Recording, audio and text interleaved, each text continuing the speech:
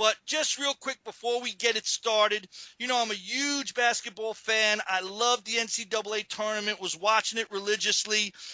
You all know my wife's from Kentucky, so we've been rooting for the Wildcats all the way through. And as you know by now, the tournament's over. We know Duke beat Wisconsin, and of course, Wisconsin in an upset knocked out Kentucky. And it's sad because they had a perfect record and we wanted to see them go all the way. And I'm a big fan of many players on the team. But I got to tell you something that's really bothered me and really greatly disappointed me. At the end of the game, when the Kentucky players had to do their required press conference after to discuss the game, what went wrong, why they lost, what their thoughts are. You know, they make those things mandatory. The main four players came out for the team with the coach, Coach Calipari, and the guards on the team that in the past had just been sensational, the Harrison twins, they were at the podium. They were joined by Cauley Stein, one of the centers, and Towns, the other center. And in the course of being questioned, and folks, this really troubles me because I don't know how often I preach on this show over and over that, you know, who you are and what you're about is everything. Mean what you say what you mean, and it's so important, more than anything else, have your character and your integrity in line. Have good character, have good integrity. It starts from early on. You learn it at home. You learn it from people that meant to you or that are big influences in your life. And folks, you either have it or you don't. It's not a thing that sometimes kicks in, then kicks out.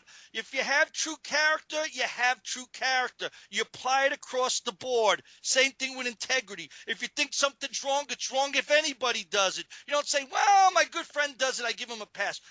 My brother did it, I give him a pass. No, character and integrity is about wrong is wrong, right is right. And you try to always send the right message. So why am I talking about character and integrity?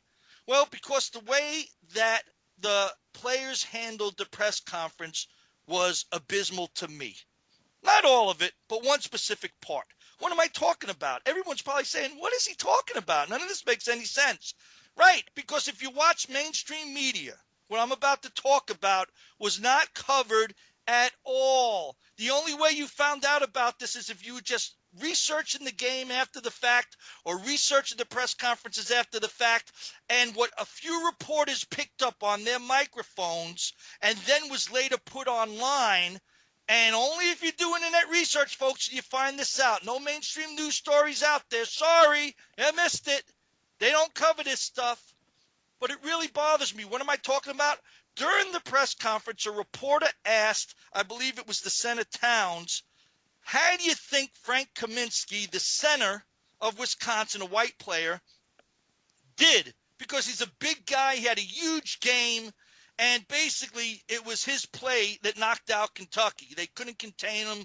And he was also great on the defensive end, changing how the Kentucky offense was running. And when the question was asked to Towns before he could answer, and I thought Towns conducted himself great. I'm a huge Knicks fan. I hope when they get the number 1 or 2 pick, if he's available, they grab him. This is a kid with character. He reminds me a lot of Tim Duncan. But the thing I'm going to is about when he was asked that question, one of the Harrison twins, and it was Andrew Harrison, I believe, Andrew, with his hand covering his face, but the microphone live and in front of him, commented before Towns could answer, F that N-word. And we all know what I mean by F, what word that is, that N-word. And we know what the N-word is. And when he said it, his twin brother to one side and the other center to the other side, Cauley Stein, both with their hands over their face, were giggling and laughing. They found it very amusing. I don't find it amusing. I think it's disgusting. I think it's abysmal. I think it shows a complete lack of character and integrity and sportsmanship on this kid and on those other kids for laughing. Now, they heard it. I wondered, did the coach hear it? Because he didn't react and he didn't comment. I don't know if Towns heard it on the end, but if he did, I applaud him because he didn't giggle or laugh about it, and it didn't seem to amuse him. But this, folks, is disgusting. And let me tell you, It's stereotyping and racism at its worst. Why do I say that? Because the N-word should not be used. That's really my vibe on it. And all the use of it out there by African Americans who say, hey, listen, it's a word that we could use if we want to. It's to us.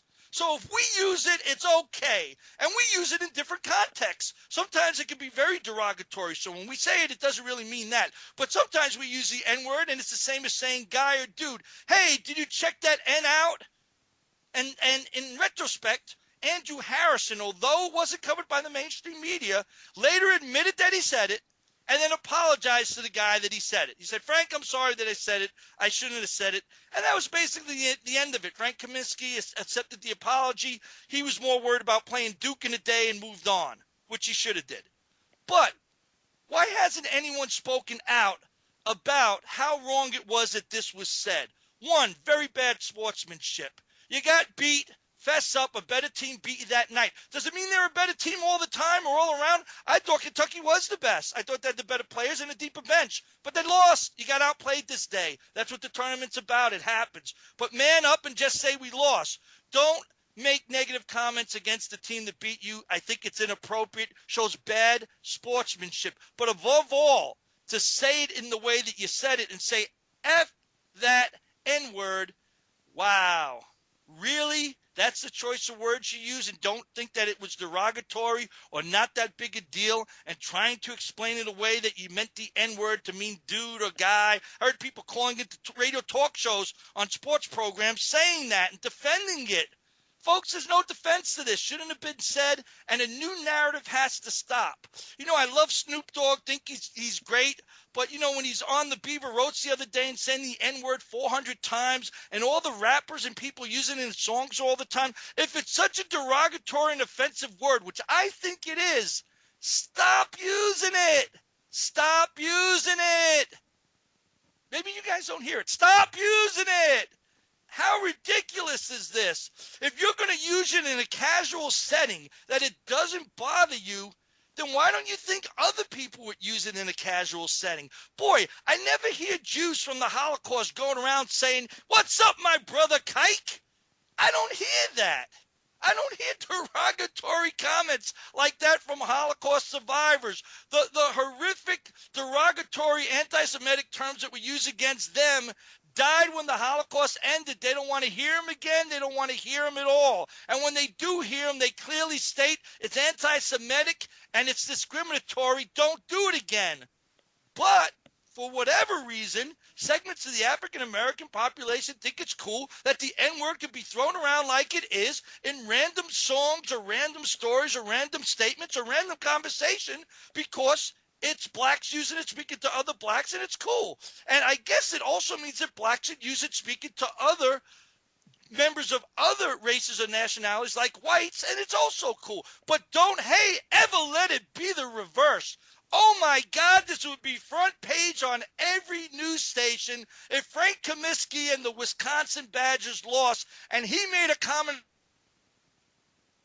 at the podium that was similar to that made about Andrew Harrison. Boy, it would be front page news. Investigate that program. Boy, how could Frank Kaminsky say that? Is that what all the players on the team think? Is that what the coach thinks? Is that how their program is run? Oh, my God, get Al Sharpton out there in March. Death to the Badgers. Oh, they dare say something like that. But no, Andrew Harrison said it. It was a blip. It was a footnote, and it totally got bypassed by the mainstream media. I didn't hear it covered at all here in the state of Kentucky anywhere because I guess that the basketball program and the coach have that much power that anyone dare talk about it on a local news program wouldn't get access to the team or good interviews or questions. So makes you wonder, but it bothers me, folks. I'm tired of all the racism, white against black, black against white, everybody against everybody else. When's it going to end? You know when it ends? When situations that are stupid like this just stop. Okay? And everyone has to stop doing it. And here's a word of advice. If you don't want that word used by anybody else, don't use it either, okay? Don't use it. Just stop. Make it off limits, okay? That's my thought on that. I want to know what you guys think. Email us, tweet us, go to Facebook, go to Twitter, Adam Thompson Law. That's my hashtag. Send me your thoughts because this bothered me. It's time we move on. I want more than just a basic apology. And hey, Coach, you haven't commented on it at all. I would think a big part of the program isn't just winning a tournament and getting more W's in the win column. I think it would be building character for your players, integrity to your players, teaching them the right way to be in moving into society and moving on in life. And that's what this is all about, making good citizens of the world, not just winning basketball games and trying to get players drafted into the pros. Okay, folks, let's get to the show. Let's get started.